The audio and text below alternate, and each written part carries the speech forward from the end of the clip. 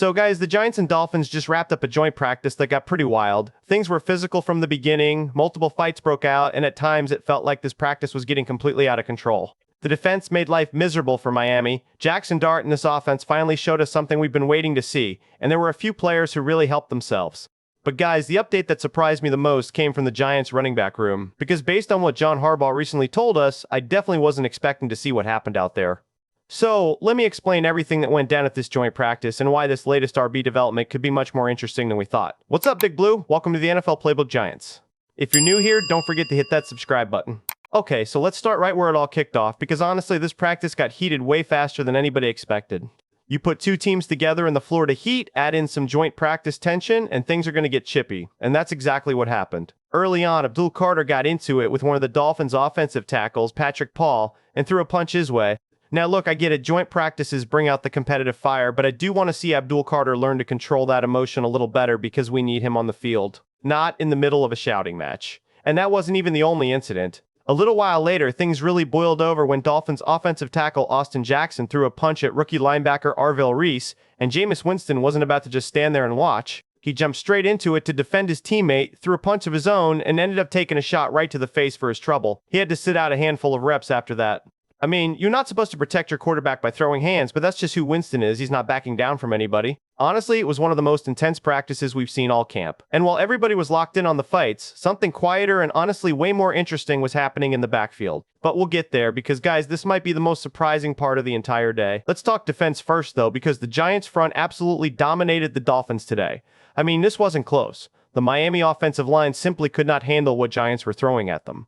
Brian Burns, Abdul Carter, and Kayvon Thibodeaux were living in the backfield all afternoon, and reports out of practice had the Giants with at least 6 sacks, maybe more depending on who you ask. Brian Burns himself even said after practice that the number was probably higher than what people were reporting. And look, when you've got that kind of pressure package coming at you every single snap, there's really nothing an offensive line can do to slow it down. Even Arvell Reese got in on the fun, coming up with a big stop that forced a 3rd and long, and Javon Holland brought pressure off the edge that turned into a sack of his own. This is exactly the kind of dominant pass rush that this Giants defense was built to have. And today, we got to see it up close against a real opponent, not just their own guys in camp. Now here's a development that might end up being one of the bigger storylines to come out of this whole practice. Chauncey Golston had himself a monster day. We're talking about a guy who reportedly picked up 3 sacks, which is nuts for a joint practice. And what really stood out is that he was working with the starting defensive line, stepping in ahead of Darius Alexander.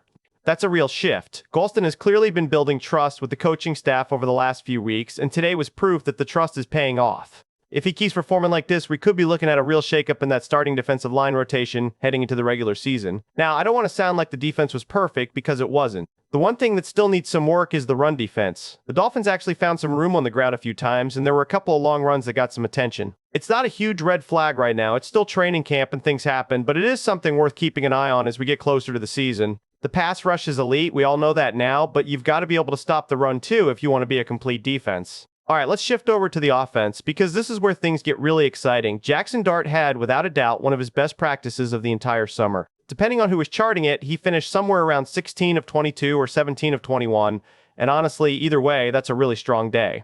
He looked comfortable out there, he was pushing the ball down the field, and he was making plays that we hadn't really seen from him much this camp. Yes, he did throw an interception. Jacob Rodriguez, a rookie linebacker for the Dolphins, jumped a route and picked him off, but I really don't want that to take away from what was overall a strong, confident performance. This felt like the day everybody had been waiting to see from Dart this summer, and it finally showed up. And a big part of why the offense looks so good comes down to 2 names, Malachi Fields and Isaiah Likely. Fields was all over the field today, making contested catches and coming down with a long touchdown from Dart where he tracked the ball perfectly down the sideline. He also won a couple of one-on-one reps earlier in practice, showing he can win with more than just his size. This rookie is proving week after week that he belongs, and honestly, I think he might be pushing his way into a much bigger role in that receiver room sooner than people expected. And then you've got Isaiah Likely, who continues to look like Dart's go-to guy whenever he needs a play. He was targeted early and often, and every single time the ball came his way, it felt like a completion. Multiple catches again today, and it's becoming really clear that these two are quickly turning into a big reason why this offense is starting to click. Especially when you throw in the fact that Darnell Mooney and Calvin Austin flashed a little bit too in one-on-ones. Okay, now let's get to the real headline here, because this is the part I've been building up to. Najee Harris. Guys, this update genuinely caught me off guard. Just a few days ago, John Harbaugh told everybody that Harris was probably a couple weeks away from being ready to go. So, imagine my surprise when he was out there taking live reps against the Dolphins just days after signing. And it wasn't like he was just jogging through drills either. He looked powerful, he had burst, and he looked like a guy who genuinely wanted to prove something. He started out with the third-team offense, but he played well enough that he actually earned bumped-up reps with the second team during the same practice. That right there tells you everything you need to know about how good he looked.